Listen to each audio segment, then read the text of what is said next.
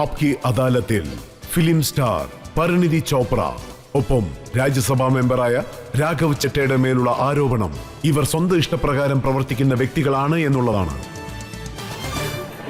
നിങ്ങൾ രണ്ടുപേരും എങ്ങനെയാണ് സ്വന്തം ഇഷ്ടപ്രകാരം പ്രവർത്തിക്കുന്നത്, എങ്ങനെയാണ് വാശി പിടിക്കുന്നത്, എങ്ങനെ ഐഡിയയിൽ നിന്ന് ഓരോ കാര്യങ്ങളും ഞാൻ എക്സ്പ്ലെയിൻ ചെയ്യാൻ പോവുകയാണ്. താങ്കളുടെ പേരൻസ് താങ്കളെ ഒരു ബാങ്കർ ആക്കാൻ വേണ്ടി ആഗ്രഹിച്ചു. പഠിത്തത്തിന് വേണ്ടി മാഞ്ചസ്റ്ററിലേക്ക് അയച്ചു, ധാരാളം ചെലവും ചെയ്തു. പക്ഷെ താങ്കൾ ജോലി കിട്ടിയില്ലെങ്കിൽ എന്ത് ചെയ്യുമെന്ന് പറഞ്ഞൊരു കാരണം പറഞ്ഞ് തിരിച്ചെത്തി ഇവിടേക്ക്. സർ, സത്യം ഇതാണ്. 2009 എന്റെ ഗ്രാജുവേഷൻ കഴിഞ്ഞത്. ഓഫ് കോഴ്സ് എന്റെ സ്വപ്നം ഒരു ഇൻവെസ്റ്റർ ബാങ്കർ ആകണമെന്നായിരുന്നു. പക്ഷേ ആ വർഷം റിസഷൻ ഉണ്ടായതുകൊണ്ട് സത്യമായിട്ട് എനിക്ക് ജോലിയും കിട്ടിയില്ല. അദ്ദേഹത്തിന്റെ വിസ എക്സ്പയർ ആയി. ഈ കാര്യം എനിക്ക് അച്ഛനോട് വിളിച്ചു പറയാനുള്ള ഒരു ധൈര്യം പോലും ഇല്ലായിരുന്നു. അദ്ദേഹം എനിക്ക് വേണ്ടി 3 വർഷത്തേക്ക് ലോൺ എടുത്തിരിക്കുകയായിരുന്നു. കാശ് ചേർത്ത് വെച്ച് എനിക്ക് അയച്ചു തരുമായിരുന്നു. അതെല്ലാം വേസ്റ്റ് ആയി വീട്ടിലേക്ക് തിരിച്ചു വരുവാന്ന് പറയാനുള്ള ധൈര്യമില്ലായിരുന്നു. അതുകൊണ്ടാണ് അദ്ദേഹത്തിനോട് കള്ളം പറയേണ്ടി വന്നത്. ആക്ച്വലി ഇന്ത്യയിൽ എനിക്ക് ജോലി കിട്ടി, അതിനുവേണ്ടി വരികയാണെന്ന് പറഞ്ഞു. എന്നുവെച്ചാൽ എന്റെ വല്യമ്മ, അതായത് പ്രിയങ്കയുടെ അമ്മ, ഞാൻ അവർക്കാണ് ഫോൺ ചെയ്തത്. വല്യമ്മയോട് ഞാൻ സീക്രട്ടായിട്ട് പറഞ്ഞു ഇതുപോലൊക്കെ സംഭവിച്ചു, എന്റെ വിസയെ എക്സ്പയറി ആയെന്ന്, ഞാൻ ഇന്ത്യയിലേക്ക് വരാൻ പോവുകയാണെന്നും. പക്ഷെ അച്ഛനോട് ഇക്കാര്യം പറഞ്ഞിട്ടില്ലെന്ന്. എനിക്കൊരു ജോലി ശരിയാക്കിയില്ലെങ്കിൽ എന്തെങ്കിലും ചെയ്യാൻ പറഞ്ഞു. വല്യമ്മ പറഞ്ഞു ഒരു പ്രശ്നമില്ല, നീ വന്നോളൂന്ന്. അങ്ങനെ ഞാൻ ബോംബെയിലെത്തി. ഒന്ന് ആലോചിച്ച് നോക്കൂ സാർ, അവർക്ക് ബോംബെയിൽ എല്ലാവരെയും അറിയാം. പക്ഷെ എനിക്ക് അവിടെ ഒരു ജോലിയും കിട്ടിയില്ലെന്ന് വേണം പറയാൻ. ഒരു ജോലിയും കിട്ടിയില്ല. അതിനുശേഷം ഒരു ദിവസം എന്റെ സിസ്റ്റർ ഷൂട്ടിങ്ങിലായിരുന്നു. ഞാൻ എന്റെ സിസ്റ്ററിന്റെ കൂടെ ഷൂട്ടിംഗ് കാണാൻ വേണ്ടി പോയി. ആദ്യമായിട്ട് ഷൂട്ടിംഗ് കണ്ടു. പ്യാർ ഇമ്പോസിബിൾ ഷൂട്ടിംഗ് നടന്നുകൊണ്ടിരിക്കുന്നു. അന്നേരം എനിക്കൊരു ഐഡിയ കിട്ടി. അതായത് എന്റെ റിസിഷനും ഈ ഫീൽഡുമായിട്ട് യാതൊരു ബന്ധവും ഇല്ലെന്ന്. അതുകൊണ്ട് ഞാനൊരു തീരുമാനത്തിലെത്തി, ഇവിടെ ഞാൻ ആപ്ലിക്കേഷൻ കൊടുക്കുകയാണെന്ന്. സോ ഞാൻ അപ്ലൈ ചെയ്തു. എനിക്കവിടെ ജോലിയും കിട്ടി. അച്ഛനോട് ഫോൺ ചെയ്തിട്ട് എനിക്കിവിടെ ജോലി കിട്ടിയെന്നും പറഞ്ഞു. അങ്ങനെ എന്റെ പ്രശ്നം സോൾവ് ചെയ്തു. സോ ഇതുവരെയായിട്ട് അച്ഛന് ഇന്നും മനസ്സിലാകും. പക്ഷേ അച്ഛനോട് എനിക്കന്ന് പറയാൻ സാധിച്ചില്ല. എനിക്ക് അദ്ദേഹത്തിന്റെ മനസ്സ് സങ്കടപ്പെടുത്താൻ കഴിഞ്ഞില്ല. താങ്കളുടെ മനസ്സിൽ സ്വപ്നങ്ങളൊന്നും ഉണ്ടായിരുന്നില്ലേ പ്രിയങ്കയെ കണ്ടതിന് ശേഷം അതുപോലെ ഒരു സ്റ്റാർ ആകണം തനിക്കെന്ന്? അങ്ങനെയുള്ള എന്തെങ്കിലും? എല്ലാരും അങ്ങനെയാണ് വിചാരിക്കുന്നത്. ഞാൻ ഇന്ത്യയിലേക്ക് ഇതിനു വേണ്ടിയാണ് വന്നത്. സർ, താങ്കൾക്കറിയാവോ, ഞാൻ നന്നായിട്ട് പഠിച്ച് ഇന്ത്യയിൽ നല്ല മാർക്ക് എടുത്ത് വെളിരാജ്യത്ത് പോയത് ഇതിനു വേണ്ടിയാണ്. അതുകൊണ്ടാണ് എനിക്ക് എന്റെ പ്ലാൻ ഇൻവെസ്റ്റർ ബാങ്കർ ആവണമെന്നായിരുന്നു. അത്രേ ഉള്ളായിരുന്നു. ഞാൻ വിചാരിച്ചു ഈ ബോളിവുഡുകാരെല്ലാം ഈസായിട്ടുള്ള ജോലിയാ ചെയ്തോണ്ടിരിക്കുന്നതെന്ന്. ആക്ട്രസ് ഒരു കൊടയും പിടിച്ചോണ്ട് നിന്നോണ്ടിരിക്കുന്നു. എന്തെങ്കിലും 2 ഡയലോഗ് പറഞ്ഞാ മതി, അതിനുശേഷം വീട്ടിലേക്ക് പോയി നല്ല കാശ് സമ്പാദിച്ച് ജോളിയായിട്ടിരിക്കാവുന്നു. പക്ഷെ നമ്മൾ എന്തും വേണ്ടി കഷ്ടപ്പെടണം, എത്ര ഇമ്പോർട്ടന്റ് ആയിട്ടുള്ള ജോലിയാണ് ചെയ്യുന്നതെന്ന് ഞാൻ വിചാരിച്ചതൊക്കെ തെറ്റായിരുന്നു. ഫിലിം ഇൻഡസ്ട്രിയായിട്ട് സംബന്ധം ഇല്ലാത്തവരുടെ ധാരണയല്ല ഇതാണ്. എന്റെ ധാരണ ഇതായിരുന്നു. രാഘവനെ പോലെ. സാർ, ഇദ്ദേഹം ഇപ്പോഴും ഇങ്ങനെയാണ് നോക്കിക്കൊണ്ടിരിക്കുന്നത്. സാർ, താങ്കളെയും താങ്കളുടെ പേരൻസ് പഠിപ്പിച്ചൊരു ചാർട്ടേഡ് അക്കൗണ്ടന്റ് ആക്കി. ഞാൻ മനസ്സിലാക്കിയത് താങ്കൾ ഒരു പുസ്തക പുഴുവാണെന്നാണ്. മുറി അടച്ചിട്ട് രാത്രി മുഴുവനും വായിച്ചുകൊണ്ടിരിക്കുന്നു കേട്ടു. അത്രത്തോളം കഷ്ടപ്പാടും വേസ്റ്റ് ചെയ്തിട്ട് താങ്കൾ അണ്ണാ ഹസേരയുടെ ഒപ്പം പോയി ചേർന്നല്ലോ.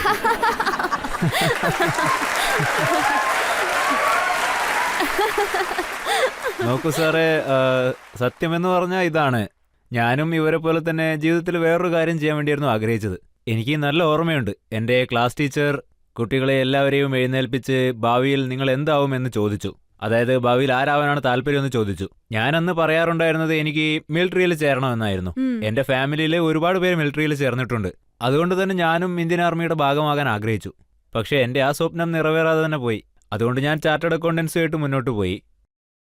അതിനുശേഷം ജീവിതത്തിൽ എങ്ങനെയുള്ള അവസ്ഥയാണ് വന്നതെന്നാൽ, അണ്ണാ ഹസാരെ സാർ ഒരു പ്രക്ഷോഭം തന്നെ ആരംഭിച്ചില്ലേ, ഇന്ത്യ അഗൈൻസ്റ്റ് കറപ്ഷൻ എന്ന പേരിൽ. അപ്പം ഞാനൊരു സാധാരണ വളണ്ടിയർ ആയിട്ട് ഞാനും അവരുടെ കൂടെ ചേർന്നു, എൻ്റെ ഒരു പങ്കാളിത്തം ഉറപ്പാക്കാൻ വേണ്ടി. അതിനുശേഷം ഒരു രാഷ്ട്രീയ പാർട്ടി രൂപീകരിച്ചു. ഞാൻ അതിൻ്റെ ഒരു ഫൗണ്ടിംഗ് മെമ്പറായി മാറി. പിന്നീടാണ് കഥ തുടങ്ങുന്നത്. സോ ഞാൻ സത്യം പറയുകയാണെങ്കിൽ രാഷ്ട്രീയം ഞാൻ തിരഞ്ഞെടുത്തതല്ല, രാഷ്ട്രീയം എന്നെ തിരഞ്ഞെടുത്തതാണ്. അങ്ങനെയാണ് എനിക്ക് തോന്നുന്നത്. നിങ്ങൾ നോക്കൂ, താങ്കളുടെ സുഹൃത്തുക്കൾ, താങ്കളുടെ സ്കൂൾ സുഹൃത്തുക്കൾ, കോളേജ് സുഹൃത്തുക്കൾ, അങ്ങനെയുള്ള ധാരാളം പേരെ എനിക്ക് നന്നായിട്ട് അറിയാം. അവർ പറയുന്നത് 6-7 ഡിജിറ്റ് ശമ്പളം അവർ സമ്പാദിക്കുന്നു. പക്ഷേ താങ്കൾ റോഡിൽ കിടന്ന് സമരം നടത്തിക്കൊണ്ടിരിക്കുകയാണ്. പേടിക്കേണ്ട സാർ. സാർ, നിങ്ങൾ നോക്കൂ, ചില മനുഷ്യർക്ക് ഒരുപാട് പണം സമ്പാദിച്ചാൽ മാത്രമേ സംതൃപ്തി കിട്ടുകയുള്ളൂ. 6-7 ഡിജിറ്റുള്ള ശമ്പളം കിട്ടി അവർക്ക് സന്തോഷമാവും. ചിലർക്ക് പ്രശസ്തിയാവാം, ചിലർക്ക് പേരാവാം. എനിക്ക് ഞാൻ ചെയ്യുന്ന പ്രവൃത്തിയിലൂടെ എനിക്ക് തൃപ്തി കിട്ടുന്നുണ്ട്. പിന്നെ എനിക്ക് തോന്നുന്നത് രാഷ്ട്രീയം എത്തരത്തിലുള്ളൊരു വഴിയാണെന്നാൽ ആ ഒരു വഴിയിലൂടെ നമ്മൾ സഞ്ചരിക്കുമ്പോൾ നമുക്ക് ലക്ഷക്കണക്കിന് ജനങ്ങളുടെ ജീവിതം മാറ്റിമറിക്കാൻ പറ്റും. അതിലൂടെ നമുക്കൊരു സംതൃപ്തി കിട്ടും. അതാണ് എനിക്ക് പ്രധാനം. പണം എല്ലാവരും പല രീതിയിൽ സമ്പാദിക്കും. പക്ഷെ നമ്മൾ പക്ഷേ അമ്മ നോക്കുകയാണെങ്കിൽ താങ്കളോട് മത്സരിക്കണ്ടെന്നല്ലേ പറഞ്ഞത്? അമ്മ തെരഞ്ഞെടുപ്പിൽ മത്സരിക്കേണ്ടെന്നാണ് പറഞ്ഞത്.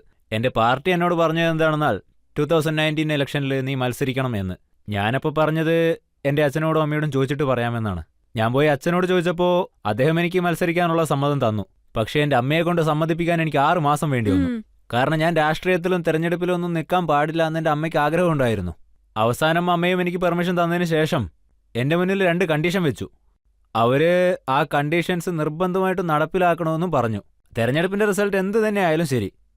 ആദ്യത്തെ കണ്ടീഷൻ എന്താണെന്നാൽ ഞാൻ എൻ്റെ ചാർട്ടേഡ് അക്കൗണ്ടൻസി പ്രൊഫഷനെ ഉപേക്ഷിക്കാൻ പാടില്ല, കൂടുതൽ ശ്രദ്ധിക്കണം, അതിൽ ഞാൻ ഉയരങ്ങൾ കീഴടക്കണമെന്ന്. അതിൻ്റെ കാരണം ഞങ്ങളുടെ കുടുംബം ആ സമയത്ത് നല്ല സെറ്റിൽഡ് ആയിരുന്നു.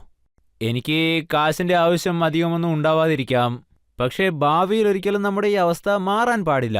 നമുക്ക് കാശിന്റെ ആവശ്യം കൂടുതൽ വരുന്ന സമയം വരാം. അതുകൊണ്ട് രാഷ്ട്രീയത്തിൽ നിന്ന് പണം സമ്പാദിക്കാൻ നോക്കരുത്, CA പ്രൊഫഷനിൽ നിന്ന് മാത്രമേ പണം സമ്പാദിക്കാവൂ എന്ന് പറഞ്ഞു.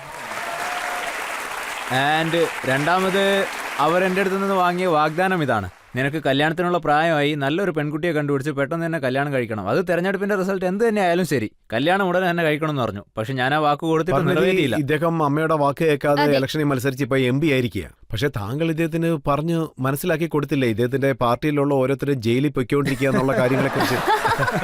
മനസ്സിലാക്കി കൊടുത്തോ? ഓ ഗോഡ്, ഞാൻ എന്തു പറയാൻ ഇതിനൊക്കെ. എനിക്കാണെങ്കിൽ രാഷ്ട്രീയത്തിനെ കുറിച്ച് ഒന്നും അറിയില്ല. സോ എന്നെ സംബന്ധിച്ച് എന്താണോ നടന്നുകൊണ്ടിരിക്കുന്നത്, ഞാനൊരു വ്യത്യസ്തമായിട്ടുള്ള ലോകത്തേക്കാണ് വന്നത്. ഇതൊക്കെ നടക്കുമ്പോ ഞാനും എങ്ങനെയാണ് കണ്ടുകൊണ്ടിരുന്നത്. എനിക്കെന്താ തോന്നിയെന്ന് വെച്ചാൽ മൂവിയിൽ കാണിക്കുന്നതൊക്കെ സത്യമാണെന്ന്. സോ ഇവിടെ അതുപോലെയാണ് നടന്നുകൊണ്ടിരിക്കുന്നതെന്നും അതുകൊണ്ട് എനിക്കൊരു അഡ്വൈസ് കൊടുക്കാൻ കഴിയില്ല. അതെ, തീർച്ചയായും.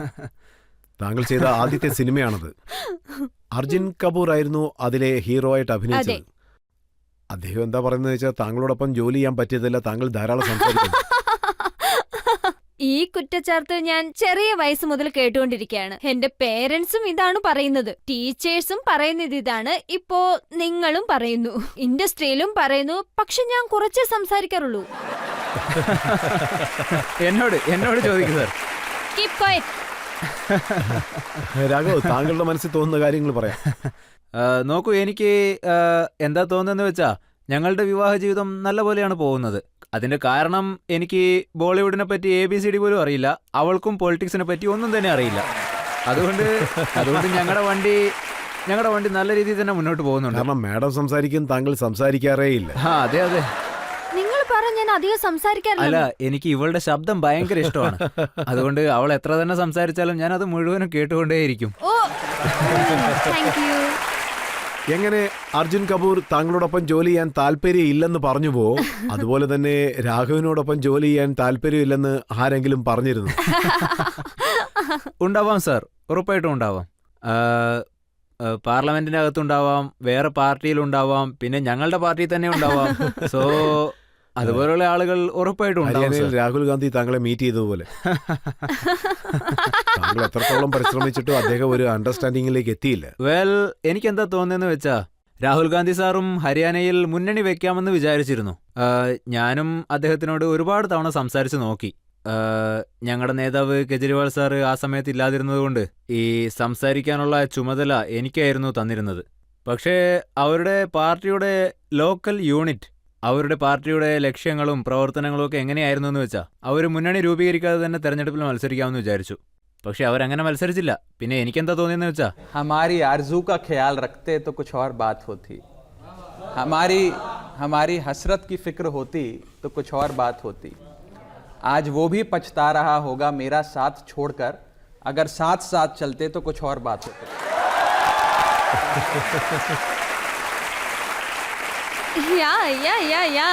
അദ്ദേഹം വന്ന് ചേർന്നില്ല, പക്ഷേ പരിണിതി വന്ന് ചേർന്നു. ഞങ്ങൾ ഒന്നിച്ചാണ് പോകുന്നത് സാർ, ഇനി ഒന്നിച്ച് തന്നെ പോകും.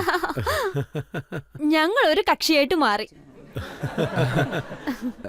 നിങ്ങൾ We are happily married.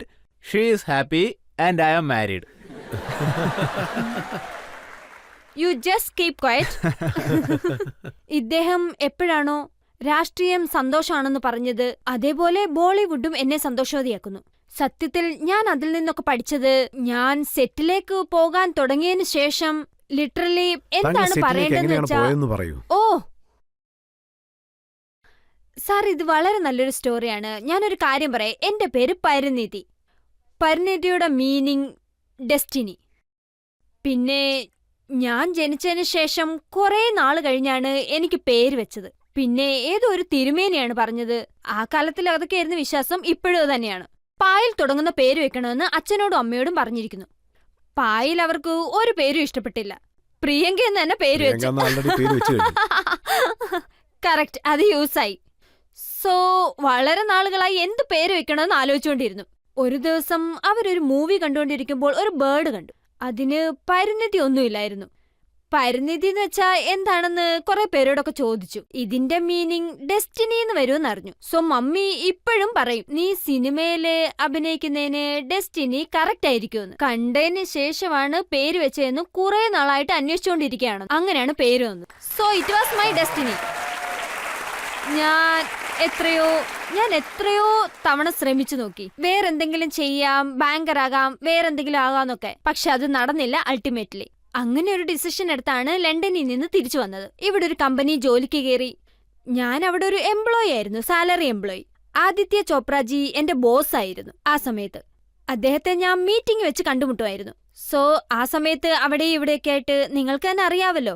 So S രാജയുടെ അടുത്ത് ജോലി ചെയ്തുകൊണ്ടിരിക്കുമ്പോൾ ജനങ്ങൾക്ക് ഇത് ഇഗ്നോർ ചെയ്യുന്നത് വളരെ കഷ്ടമായിട്ടുള്ള കാര്യമായിരിക്കും. സോ ഞാൻ ഓൾറെഡി റൂമിലിരിക്കുന്ന കാര്യം മനസ്സിലാക്കും. സോ എല്ലാരും പറയുന്നുണ്ടായിരുന്നു, നീ ഒരു ആക്ടർ ആവുമെന്ന്, നീ ആക്ടർ ആവാൻ വേണ്ടിയാണ് വന്നതെന്ന്. അപ്പോൾ ഞാൻ പറയായിരുന്നു, വേണ്ട, ഞാൻ ഒരു ആക്ടർ ആവില്ലെന്നൊക്കെ. I am a banker, I will never become an actor, അങ്ങനെ പറയായിരുന്നു. But I don't know why sir, Aditya ചോപ്രയ്ക്ക് ഒരു വിശ്വാസം ഉണ്ടായിരുന്നു, ഒരുപക്ഷെ ഞാൻ ആക്ടർ ആയി കഴിഞ്ഞാൽ എന്തെങ്കിലുമൊക്കെ ആകാൻ സാധിക്കുമെന്ന്. സോ 1.5 വർഷം ഞാൻ അതേ കമ്പനിയിൽ ജോലി ചെയ്തുകൊണ്ടിരുന്ന് ഞാൻ അനുഷ്ക ശർമ്മ, രൺവീർ സിംഗ്, റാണി മുഖർജി, ഞാൻ ഇവർക്കൊക്കെ കോഫി കൊണ്ടുപോയി കൊടുക്കുന്നു. അവരുടെയൊക്കെ ഷെഡ്യൂൾ റെഡിയാക്കും. ഞാൻ രൺവീറിനോട് ചോദിക്കും, സാർ ലഞ്ചിന് എന്താണ് വേണ്ടതെന്ന്. ഞാൻ അദ്ദേഹത്തിന്റെ മാർക്കറ്റിംഗ് ഷെഡ്യൂൾ, ഒരുപക്ഷെ ഈ ഇന്റർവ്യൂവിൽ അദ്ദേഹം ഉണ്ടായിരുന്നെങ്കിൽ അദ്ദേഹത്തിന് വേണ്ടി ഞാൻ പുറത്ത് വെയിറ്റ് ചെയ്ത് നിൽക്കേണ്ടി വന്നേനെ. അദ്ദേഹത്തിനെ മാത്രമല്ല കുറെ ആർട്ടിസ്റ്റിനെ മാനേജ് ചെയ്തിട്ടുണ്ട്. രൺവീർ ഒരു ദിവസം എന്നെ കണ്ടിട്ട്, അദ്ദേഹത്തിന് ഒരു ഇന്റർവ്യൂ നടക്കുന്ന സമയം അവിടെ ഒരു കണ്ണാടി ഉണ്ടായിരുന്നു. ഒരു പുതിയ പാട്ട് റിലീസായ സമയമായിരുന്നു, ഷീല കി ജവാനി. സാർ, ഞാൻ ആ കണ്ണാടിയുടെ മുമ്പില് ഷീല കി ജവാനിയുടെ സ്റ്റെപ്പ് കളിച്ചോണ്ടിരിക്കുകയായിരുന്നു. ഞാൻ വിചാരിച്ചു അദ്ദേഹം ഇന്റർവ്യൂവിൽ ബിസി ആയിരിക്കും, എന്നെ ശ്രദ്ധിക്കില്ലായിരിക്കും. പക്ഷെ അദ്ദേഹം എന്നെ ശ്രദ്ധിച്ചിരിക്കുകയായിരുന്നു. ഇന്റർവ്യൂ കഴിഞ്ഞതിന് ശേഷം അദ്ദേഹം എന്റെ അടുത്തേക്ക് വന്നു. You want to be an actor? I said no, I don't want to be an actor. What are you doing? ഞാൻ അതിനെന്താ പറഞ്ഞെന്ന് വെച്ചാൽ, ഞാൻ ആ പാട്ട് കണ്ടു, എനിക്കത് വളരെ ഇഷ്ടമായെന്നും പറഞ്ഞു. You will become an actor എന്ന് പറഞ്ഞു. ഞാനും ഓക്കെ എന്ന് പറഞ്ഞു. അതിനുശേഷം ഞാൻ ആ കമ്പനിയിൽ നിന്ന് ഓൾറെഡി ഇൻഫ്ലുവനായി. അതിനുശേഷം ആക്ടിംഗ് കോച്ചിങ്ങിന് പോണമെന്ന് തോന്നി. 1.5 വർഷം ജോലിക്ക് പോയതിനു ശേഷം ഞാൻ ആ ജോലി വിട്ടു. ആക്ടിംഗ് സ്കൂളിൽ പോയി എന്തെങ്കിലുമൊക്കെ പഠിക്കണമെന്ന് വിചാരിച്ചു. സർ, ഞാൻ പറഞ്ഞ താങ്കൾ വിശ്വസിക്കില്ല, ഞാനൊരു ആക്ടറായി. ആദിത്യ ചോപ്രയുടെ 3 സിനിമയിൽ സൈൻ ചെയ്തു. എന്റെ ഫസ്റ്റ് മൂവി രൺവീറിന്റെ കൂടെയായിരുന്നു. ഇതൊരു കോയിൻസിഡൻസ് ആണ്. ഇതുപോലെ വേറൊന്നു കൂടിയുണ്ട്. ഇവരുടെ ആദ്യത്തെ സിനിമ, അതായത് ലേഡീസ് വേഴ്സസ് റിക്കി ബഹൽ, അതിലിവരുടെ ക്യാരക്ടറിന്റെ പേര് ഡിംപിൾ ഷദ. പിന്നെ അതിന്റെ ഷൂട്ടിംഗും ഡൽഹിയിലായിരുന്നു നടന്നത്. ഞാൻ ഡൽഹിയിൽ ഓൾറെഡി താങ്കളെ മിസ്സിസ് ജട്ടയാക്കി മാറ്റി. അതെ, ആ പടത്തിൽ തന്നെ അവർ ശ്രദ്ധയായിട്ട് മാറി.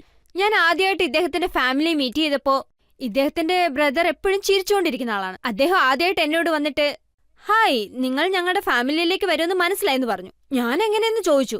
ആദ്യത്തെ സിനിമ സൂപ്പർ ഹിറ്റ് ആണ്, അതിൽ അവാർഡും കിട്ടിയല്ലോ എന്ന് പറഞ്ഞു. അതിലെ ക്യാരക്ടറുടെ പേര് ചഡ്ഡയെന്നായതുകൊണ്ട് വീട്ടിലേക്ക് വരുമെന്ന് ഉറപ്പിച്ചു. പക്ഷേ താങ്കൾ ഒരു തെറ്റ് ചെയ്തു. താങ്കൾക്കൊരു സിനിമ ലഭിച്ചിരുന്നു, ആനിമൽ. അതൊരു 800 കോടിയുടെ സിനിമയായിരുന്നു. പക്ഷേ താങ്കൾ അതിൽ സൈൻ ചെയ്തില്ല. സർ, ആക്ച്വലി സത്യം എന്താണെന്ന് വെച്ചാ, ദൈവം എനിക്ക് നല്ലതാണ് ചെയ്യുന്നതെന്ന് ഞാൻ വിചാരിച്ചു. ആ മൂവി ഞാൻ ചെയ്യാൻ വേണ്ടിയിരുന്നാണ്. ഓൾമോസ്റ്റ് എല്ലാം ഓക്കെ ചെയ്തുവാണ്. പക്ഷെ സെയിം ഡേറ്റില്, ഒരേ ഡേറ്റില് ചംകീല മൂവിയിലേക്ക് ഓഫർ വന്നു. സോ അതില് റഹ്മാൻ സാറിന്റെ പാട്ട് പാടാൻ എനിക്കൊരു അവസരം കിട്ടി. ഇംതിയാസ് അലി, അദ്ദേഹം എന്റെ ഡ്രീം ഡയറക്ടറാണ്. പിന്നീട് എനിക്ക് എത്രത്തോളം സ്കോപ്പ് ഉണ്ടായിരുന്നു വെച്ചാ ആ ചംകിയിലാണ് ഞാൻ ചെയ്തത്. പിന്നെ സ്നേഹം, റെസ്പെക്ട്, റെക്കഗ്നേഷൻ, നോമിനേഷൻ ഇതെല്ലാം ചംകിയിലാണ് എനിക്ക് ലഭിച്ചത്. അതുകൊണ്ട് എനിക്ക് ഒരു വിഷമവും ഇല്ല, ഞാൻ താങ്കൾ ഒരു സന്തോഷവതിയാണ്. ചാർട്ടേഡ് അക്കൗണ്ടന്റ് ആണ്. താങ്കൾ പറയൂ, ഇവർ ചെയ്തത് ശരിയാണോ അതോ തെറ്റാണോ? സർ, ഞാൻ അക്കൗണ്ടൻസി കാഴ്ചപ്പാടിലല്ല, മനസ്സിന്റെ കാഴ്ചപ്പാടിലൂടെ പറയാണ്. ഇവര് ചംകീലയിൽ സൈൻ ചെയ്തില്ലായിരുന്നുവെങ്കിൽ ഞങ്ങൾ കണ്ടുമുട്ടില്ലായിരുന്നു. പിന്നെ Yes. ഞങ്ങൾ പഞ്ചാബില് ടൈം സ്പെൻഡ് ചെയ്യാനും പറ്റില്ലായിരുന്നു. കാരണം ചംകീലയുടെ മുഴുവൻ ഷൂട്ടിങ്ങും പഞ്ചാബിലെ നിങ്ങൾ ഗ്രാമങ്ങളിലാണ് ചോദിക്കണം. നടന്നത്. ഉം. പിന്നെ ഞങ്ങൾ അവിടെ വെച്ച് കണ്ടുമുട്ടും, ഞങ്ങൾ ഒന്നിച്ച് സ്ഥലങ്ങൾ കറങ്ങും, പിന്നെ ഗുരുദ്വാരയിൽ പോയിട്ട് ദൈവത്തെ പ്രാർത്ഥിച്ചു. സോ ഇവര് ചംകീല ചെയ്തില്ലായിരുന്നെങ്കിൽ ഞങ്ങൾക്ക് ഇതിനുള്ള അവസരങ്ങളൊന്നും കിട്ടില്ലായിരുന്നു. പക്ഷേ ചംകീല ചെയ്യാൻ വേണ്ടി താങ്കൾ 18 കിലോ വെയിറ്റ് കൂട്ടിയിരിക്കുന്നു. അതെ സാർ, ആ നന്നായിട്ട് വെയിറ്റിലാണ് ഞാൻ വണ്ണിച്ചു. ഇപ്പോഴും ഉള്ളത്. ഞാൻ സീരിയസ് ആയിട്ടാ പറഞ്ഞത്. കല്യാണത്തിലും അത് കാണാൻ സാധിക്കുന്നുണ്ട്. അതെ സാർ, ആലോചിച്ച് നോക്ക്. പക്ഷെ എനിക്കിതിനെ കുറിച്ച് യാതൊരു പ്രശ്നവുമില്ല. ജെന്യുവൻലി ഒരു കാര്യം പറയണമെന്ന് വെച്ചാ, ഞാൻ ചംകിയില് സൈൻ ചെയ്യുമ്പോ ഞാൻ വളരെ ഫിറ്റ് ആയിരുന്നു. എനിക്ക് ആപ്സ് കൂടെ ഉണ്ടായിരുന്നു. ഇന്ത്യ സാർ, ഞാൻ സൈൻ ചെയ്തുകൊണ്ടിരിക്കുമ്പോ അന്നേരം ഞാൻ വളരെ ഫിറ്റ് ആയിരുന്നു. അന്ന് സാറ് പറഞ്ഞത് എല്ലാം ഓക്കെയാണ്, നീ ആക്ടിങ് നന്നായി ചെയ്യുമെന്ന്. പക്ഷേ നിന്നെ കാണാൻ അമർജോ പോലെ ഇല്ലെന്ന് പറഞ്ഞു. ഓൾമോസ്റ്റ് എനിക്ക് നല്ല പേടിയും വന്നു, പക്ഷേ നല്ലൊരു മോട്ടിവേഷനും ആയിരുന്നു. എനിക്ക് ആ പടം വിട്ട് കളയാൻ പറ്റില്ലെന്ന്.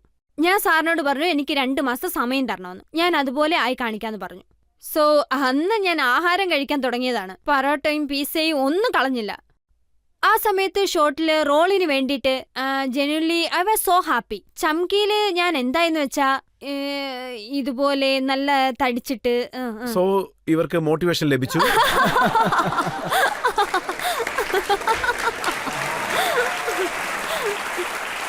സാർ, എന്തു തന്നെയായാലും എനിക്കുള്ള മോട്ടിവേഷൻ ഇവൾ തന്നെയാണ് തരുന്നത്.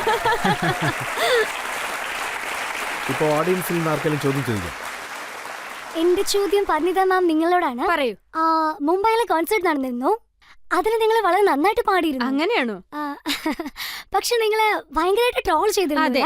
സോ അത് നിങ്ങൾക്ക് വളരെ കഷ്ടമായിട്ടുണ്ടാവും അല്ലേ? അപ്പോ ഇങ്ങനെയുള്ള സാഹചര്യങ്ങളിൽ നിങ്ങൾ എങ്ങനെ കോപ്പപ്പ് ചെയ്യുന്നത്? ഞാൻ കോപ്പപ്പ് ചെയ്യാറില്ല. ട്രോളിംഗ് നടന്നുകൊണ്ടേയിരിക്കും. ഇൻഫാക്ട് ഞാൻ അതായത് എങ്ങനെ പറയാനാ, അവരുടെ ചോദ്യം അത് എന്താണെന്ന് ഞാൻ പറയാം. പറയൂ. ജനങ്ങൾ താങ്കളെ ട്രോൾ ചെയ്യുന്ന സമയത്ത് എന്താ പറയൂ. എഴുതിയെന്ന് വെച്ചാ, ഇന്ന് താങ്കൾ പാടണമെന്ന് വാശി പിടിക്കുന്നു. മറ്റൊരാൾ എഴുതിയിരിക്കുന്നത്, ആരാണ് ഈ ലേഡി നാഗയെന്ന്. ലേഡി നാഗയോ? It was crazy. ആക്ച്വലി അത് വിചിത്രമായിട്ടുള്ള ഒരു സമയമായിരുന്നു. സോ അതെന്റെ ആദ്യത്തെ കോൺസെപ്റ്റ് ആയിരുന്നു. ഇത് ഞാൻ ഒരുപാട് പഠിച്ചു. Live concept. ആക്ച്വലി പാട്ട് എങ്ങനെ ഉണ്ടായിരിക്കുന്ന വെച്ചാൽ, സ്റ്റേജിൽ പാടുന്നതിന് മുമ്പ് ഞാൻ അതിൽ എന്താ റിയലൈസ് ചെയ്തതെന്ന് വെച്ചാൽ, what goes behind live singing. So of course അതിലെ ഹിറ്റ് ആൻഡ് ട്രയൽ. സോ എന്റെ കരിയറിലെ ഫുൾ കഥയും അത് തന്നെയായിരുന്നു. ഞാൻ എത്രത്തോളം തെറ്റ് ചെയ്താലും, വലുതായാലും ചെറുതായാലും, ഹിറ്റ് ഫ്ലോപ്പ് എല്ലാം നിങ്ങളുടെ മുന്നിലല്ലായിരുന്നു. നിങ്ങളല്ലേ എന്നെ നേർവഴിക്ക് നയിച്ചത്. നിങ്ങളാണ് എന്നെ ഉയരത്തിലേക്ക് കയറ്റിവിട്ടത്. സോ ട്രോളിങ്ങിലായാലും and the good thing was, സന്തോഷമായിട്ടുള്ള കാര്യം എന്താണെന്ന് വെച്ചാൽ, നല്ല സിംഗേഴ്സ് ഉണ്ടായിരുന്നു. ഇതുപോലെ professional singers. They came forward and they rode. Music studio owners മുതൽ എല്ലാരും എന്നെപ്പറ്റി എന്താണ് എഴുതിയതെന്ന് വെച്ചാൽ, അത് ഐ ഡോണ്ട് നോ എന്തിനാണ് ട്രോൾ ചെയ്യുന്നതെന്ന്, പിന്നെ എവിടെ നിന്നാണ് ചെയ്യുന്നതെന്നും. For a first concept it was amazing. Having said that, എന്റെ നെക്സ്റ്റ് കോൺസെപ്റ്റ് നന്നായിരിക്കും, വിഷമിക്കാം. മാം, നിങ്ങൾ വളരെ നന്നായിട്ട് പാട്ട് പാടും. മാം, നിങ്ങൾ ഫിലിം ഇൻഡസ്ട്രിക്ക് ഒരുപാട് നല്ല ഗാനങ്ങൾ കൊടുത്തിട്ടുണ്ട്. നിങ്ങൾ കല്യാണത്തിൽ സാറിന് വേണ്ടിയിട്ട് ഒരു പാട്ട് പാടിയിട്ടുണ്ടായിരുന്നു, ഓരേ പിയ. സോ ഞാൻ എന്താ പറയാൻ വരുന്ന വെച്ചാൽ, എന്റെ ഹംബിൾ റിക്വസ്റ്റ്, ഞങ്ങൾക്ക് വേണ്ടി ആ പാട്ടൊന്ന് പാടുവോ? वे मैं लहंगा चूड़ा पाके तेरी गलियां चुटुर गईया, वे मैं तेरी हो गई माही, वे मैं तेरे संग जुड़ गईया माही, दिल मेरा रखी सांभ के, आँखों में आंसू शाम से, ओ पिया ओ पिया, चल चले आ, बांट ले गम खुशी, साथ में आ, साथ में आ. बिछा लिया